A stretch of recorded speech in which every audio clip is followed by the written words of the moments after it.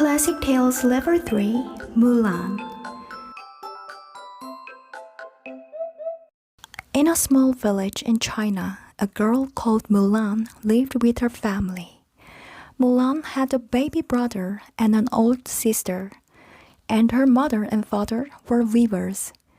They made beautiful silk cloth and sold it in the town near their village. Mulan loved her mother and father very much, and she liked to help them, but she did not want to be a weaver. Mulan liked to go and look for wood with her father, and she liked to ride with him into town on her horse to sell the family silk.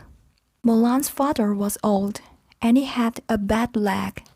Sometimes he could not ride to town, and then Mulan went alone. One day, Mulan arrived in town without her father and saw many people. "What are these people doing?" Mulan asked the woman. "The emperor wants one man from every family to go and fight for him," the woman said. "These people are looking at the emperor's list of names. The man on the list must go and fight for the emperor at Black Mountain. Soldiers are going to come and take them there." Mulan looked at the list, and she saw her father's name. Mulan was afraid. "My father is old, and his leg is bad," she thought. "He can't fight for the emperor.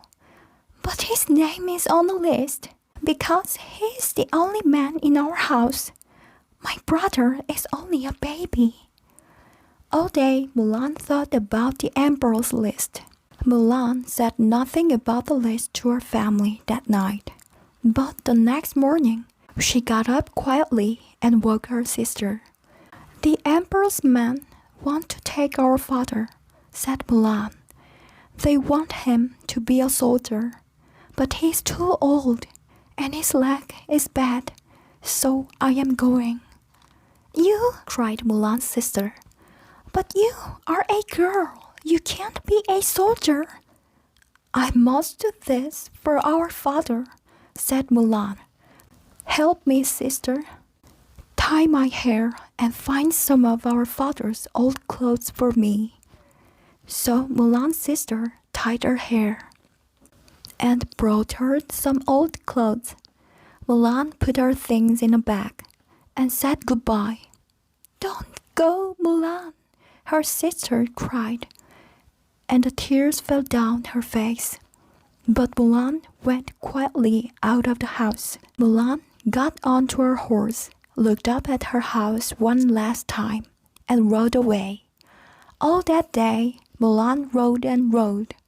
That night, she arrived at the Yellow River, and there she slept.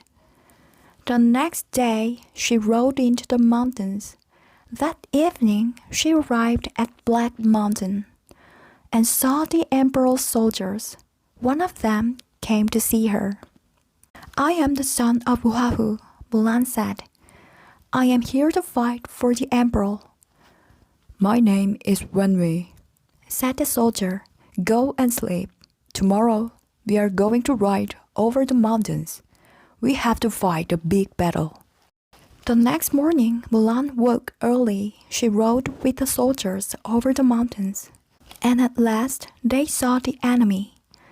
"I'm not a soldier," Mulan thought, and she was afraid.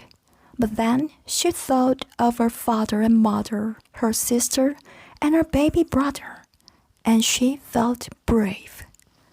Mulan rode fast down the mountain, and she fought with the enemy soldiers.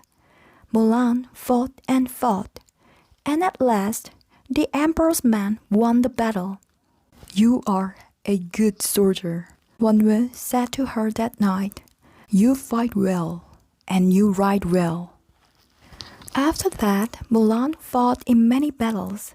She was always brave and fought well, and soon all the emperor's men knew about her.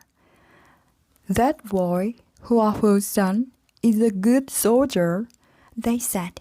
"Nothing can hurt him or his horse." Wenwei always rode next to Mulan.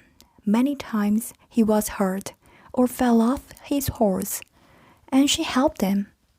And many times he helped her too. You are a good friend to me, Wenwei often said to her. A very good friend. In the day, Mulan rode over the mountains with the emperor's soldiers, and she laughed and sang. But at night, she always thought of her little brother, her sister and mother, and her old father. For 12 years, Mulan fought for the emperor with her friend Wenwei.